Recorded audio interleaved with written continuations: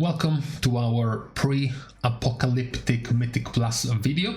We might have a new season in Midnight which will revolutionize how we play in Mythic Plus, but up to now in this last season we have left each other about 10 days ago in our last recap of how things have been going in Mythic Plus, and now we are just a few days before the release of Turbo Boost.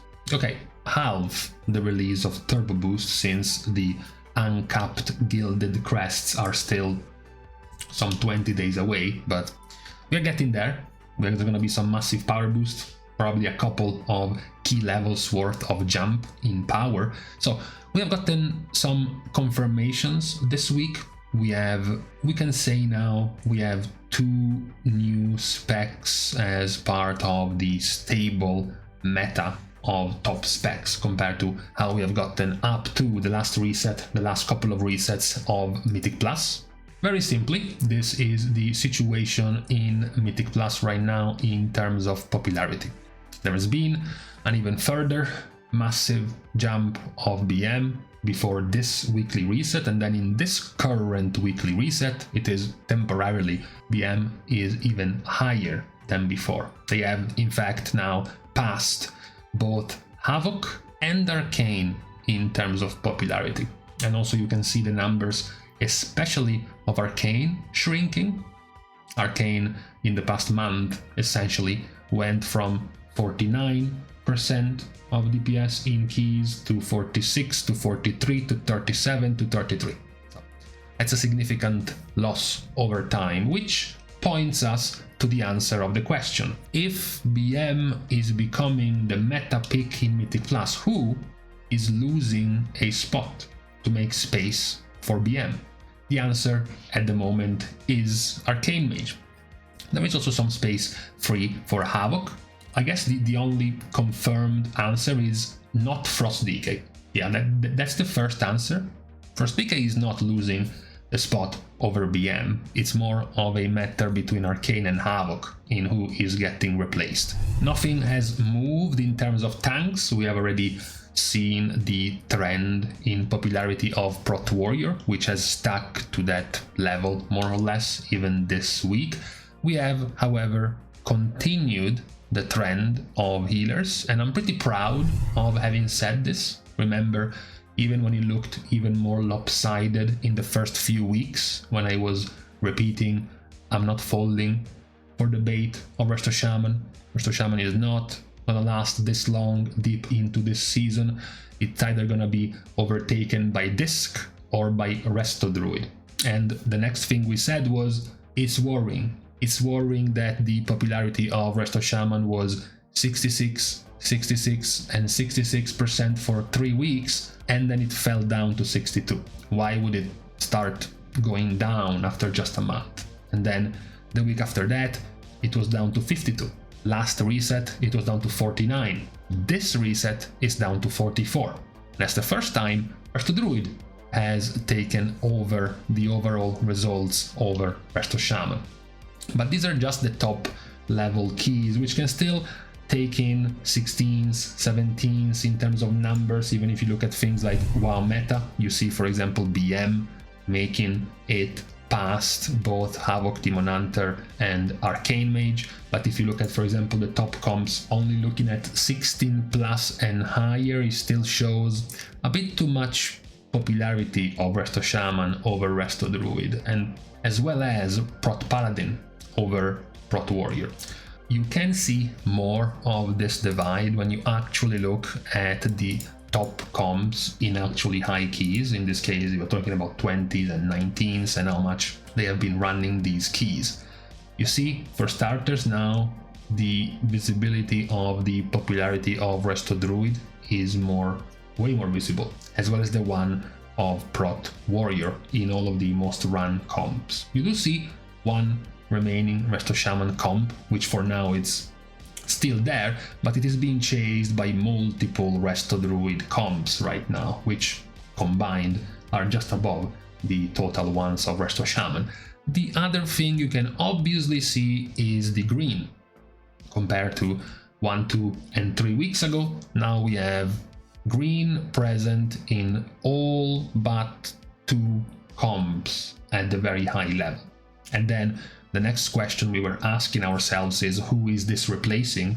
Replacing Arcane, Arcane, Havoc, Arcane, Havoc, Havoc or Arcane, Arcane again, Havoc again. So it is a split between getting rid of Havoc or getting rid of Arcane. Now, in terms of what BM is bringing to this comp, which is very important because of the damage profile, and the reason why Frost Decay is still here, is because amongst these 4 specs, the previously 3 meta specs, Arcane, Havoc, and Frost Decay, and the newcomer BM, Arcane was definitely, easily the one with the least amount of damage. Like overall, in the overall key, it was normal and common to see Arcane be the lowest one. The main benefit that we always saw and repeated when talking about Arcane was their prior damage, right? Like, for example, the first big pool in Streets of Wonder, not the initial one. You look at the main target you want to focus down, which in this case is the Portal Monster that does the big AoE, and you see Arcane being, for example, comfortably ahead of Frost Decay in the prior damage on this mob. Then you look, of course, at the overall damage. Frost Decay is easily ahead of Arcane because they do way more blanket AoE damage to everyone, but Arcane was being used to do more focus damage on the important target. Even if we go back to the popular groups of just a few weeks ago, which was the Frost Decay, Havoc, and Arcane Mage, and you checked, for example, the first big pool in holes with the Shard of Alkias, again, the main dangerous target in here is the Shard, the one you want to get rid of. And in terms of damage, we had the prior targeting of the Wounded Quarry of Havoc plus the Arcane Barrage prior damage of Arcane, doing way more damage than the Frost Decay on the most dangerous target, with Frost Decay doing more damage in AoE. Now, this is being brought by BM Hunter in a similar way, as you can see in this group where you had both the Arcane and the BM Hunter. It was the BM Hunter that was keeping up with the Arcane Mage in doing prior damage to this mini-boss. If you change dungeon, for example, where you don't really have a particularly good prior damage spec, like Feral and Frost Decay, you are on the big pool, the first big pool on the ship of Dawnbreaker. The most dangerous enemies in here are the commanders, because they destroy the tank, right? And the result on focusing the commander is BM Hunter in here. Now, BM gains a lot of prior damage thanks to Black Arrow, especially after multiple QOLs. For example, having now Bleak Powder applying Black Arrow's dot to all enemies it damages. So you focus the big guy, you hit the big guy with Black Arrow explodes, and the explosion will also apply the dot on all targets. So you are not as incentivized at doing things like, oh, Black Arrow has a dot, I have to tab target my Black Arrow to multiple enemies to put my dot on all of them, like I'm playing with Vampiric Touch or Moonfire. No, it's much more simple here to let Bleak Powder spread your dot as you keep focusing the primary target with Black Arrow, so the initial hit, the main hit of Black Arrow keeps focusing a particular prior damage target. So they do have prior damage this way. By using Black Arrow on your primary target, you do get decent prior damage. So it is a good replacement in terms of damage profile compared to Arcane, because you're not losing that much prior damage if you replace Arcane in favor of BM, and even if you replace Havoc in favor of BM. You do gain more overall damage though.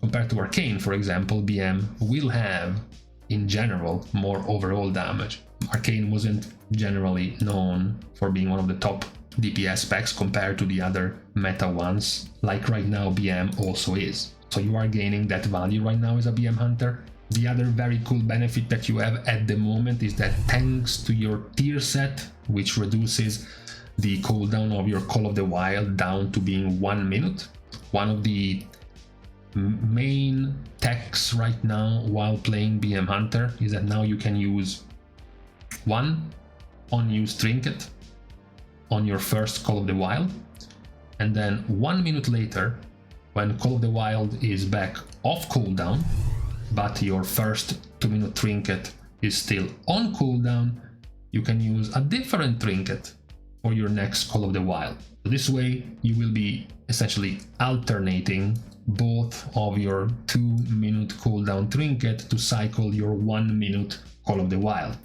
Technically, your Nether Prism doesn't have a 2-minute cooldown, it has whatever cooldown you want. In this case, it is used at around 12 stacks of the trinket to constantly have a cooldown available for your 1-minute Call of the Wilds. These are very, very good because Call of the Wild itself lasts for 20 seconds. It's a 60-second cooldown, but it lasts for 20 seconds. So you have a 33% uptime of this buff constantly. And this buff is super powerful because it gives you practically a near spammable Black Arrow. Every 4 seconds, 3 seconds, you get this constantly active, which is a lot of AoE damage because you keep exploding Bleak Powder, you keep applying these dots of Black Arrow all over the place. You will see that routinely at the end of this dungeon, for example. Black Arrow itself has its highest damage actually coming from the AoE splash, not even the dot itself. So that is a very powerful tool to have your cycling CDs lining up with your 1-minute Call of the Wild. And also now, thanks to your splashing AoE damage, you have better prio damage than most of the other specs, to the point where you can now replace specs like Havoc, which was one of the strongest prio damage specs like Arcane, which was another one of the strongest prio damage specs, also in Mythic Plus. Also, let's for the moment end the meme that Hunter is very squishy, Hunter dies all the time, it's very hard to stay alive. Actually, Hunter is one of the tankier specs at the moment.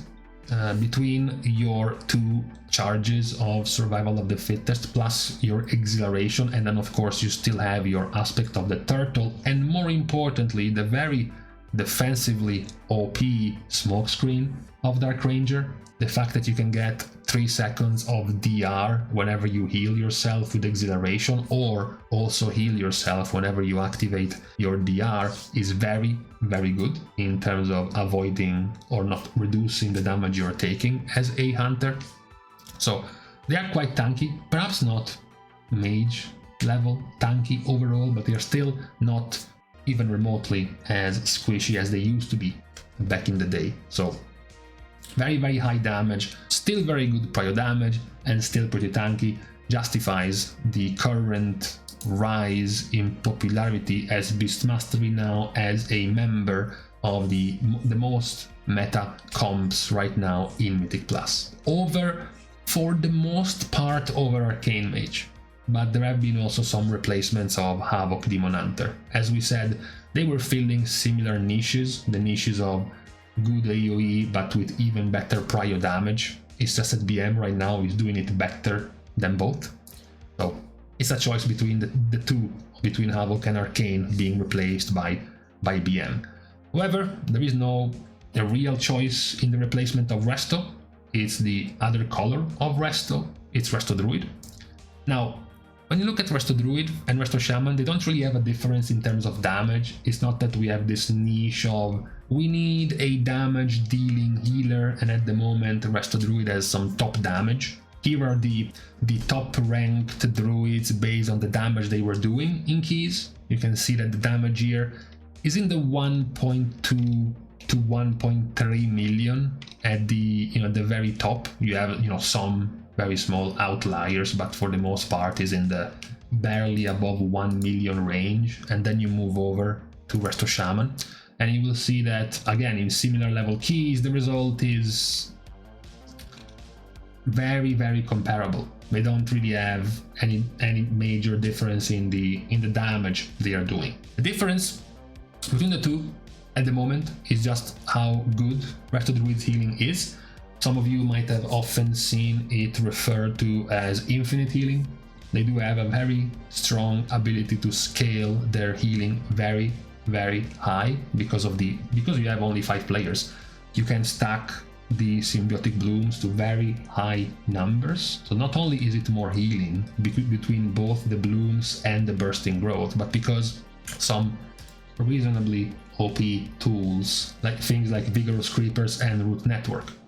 Root network means you have 10 to 15 of these symbiotic blooms out. That's 20 to 30% more healing flat. Even more OP, vigorous creepers. Vigorous creepers makes you do 20% more healing per each stack of symbiotic bloom on each player. So you have 4 stacks of symbiotic bloom on 1 DPS. That DPS is taking 80% more healing from you. But because you also have 10 blooms out in total, you're also doing 20% more healing from root network.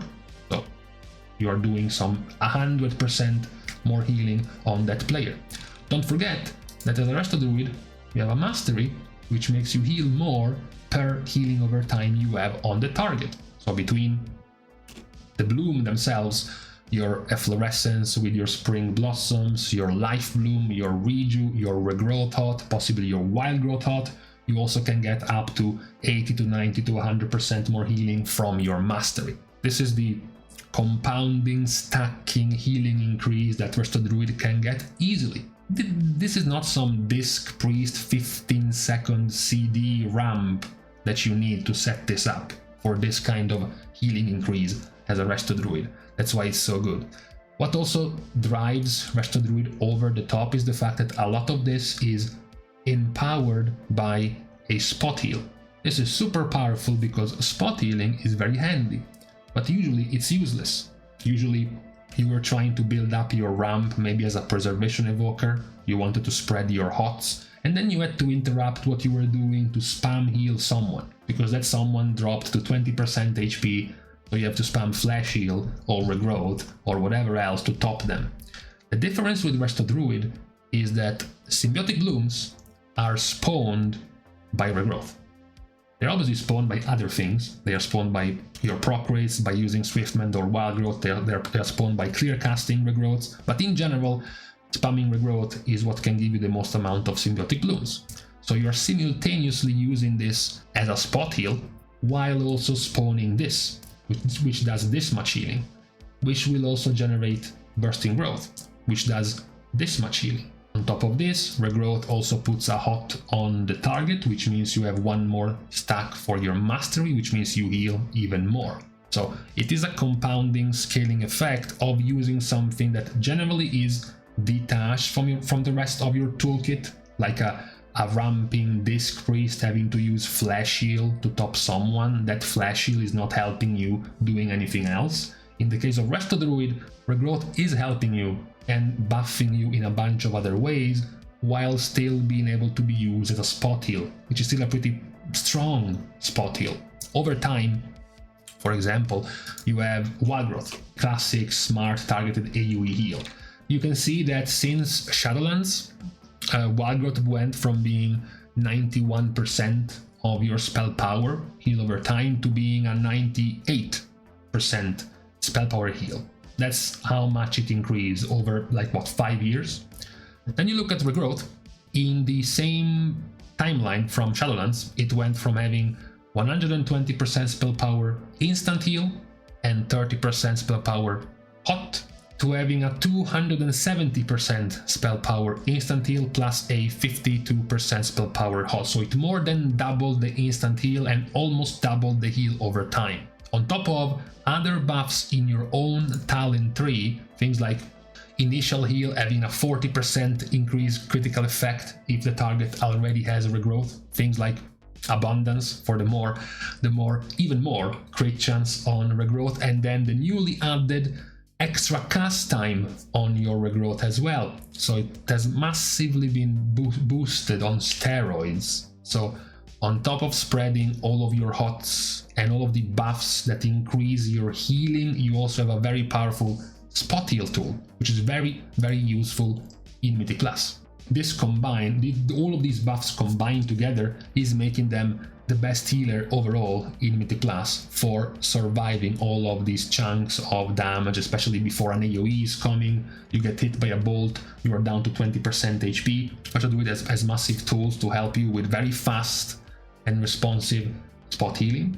Between the regrowth, which will have like a 1 second cast time, your double charge of swiftness to get insta-cast regrowths, or tools like at least having an external. One of the weaknesses of Resto Shaman, since forever, they don't have an external to give out to players. Resto Druid does have Iron Bark to press. Resto Druid is also significantly tankier than Resto Shaman.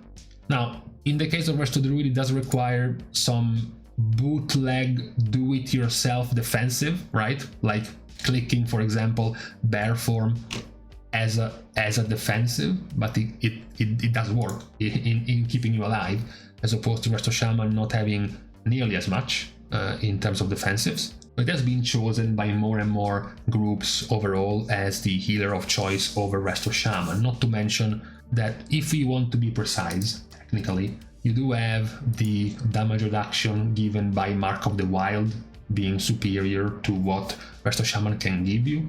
Even the Mastery buff, which is quite powerful for Frost Decay especially, but the Mastery buff would lose out on Resto Druid being able to give 3% more damage to all of these specs, for example. In this case, about 1.2 million damage comes from the Druid. So the Druid would be at 2.5 million DPS here just because of the buff given by Mark of the Wild. So on top of all of the things in terms of healing power Druid has, as well as this damage increase, you still have your utility available to you, and all of this has moved Resto Druid now up definitively over Resto Shaman. It is still not completely over, you have more than enough room for Resto to be played, but you know, it's getting trickier and trickier, even Elemental Shaman rising, which is a possibility, of course. The more Resto Druid kicks Resto Shaman out of the groups, obviously there will be more of a possibility for Elemental Shaman to make it into the groups now that Resto is no longer there, or less than before. So these have been the two major changes in these past 10 days, essentially the confirmation of the Beast Mastery growth, making it into the meta groups in Mythic Plus High Keys, as well as Resto Druid now having definitively made it ahead of Resto Shaman overall. We have seen their strengths, what they can bring to the group that is better or superior in some ways to the other specs, losing out to them right now in these Mythic Plus comps. So we will see if this will continue and what this might start to snowball. As we said, for example, more growth of Elemental Shaman, perhaps just because Resto Shaman is no longer there, or similar things. But for now, though, on this Sunday, this is all that we have for our Mythic Plus recap in terms of meta, right before the release of Turbo Boost and patch 11.2.5. So for today now, it is time to leave each other. We're starting the goodbyes as usual by thanking everyone for having watched the video, together with, of course, everyone else who has been supported completely for free by liking and commenting down below, as well as subscribing to the channel itself. Now, with these things out of the way, thank you again for watching. See you guys tomorrow, and in the meantime, just in time, the nose hitching was just landing in, but we finished in time.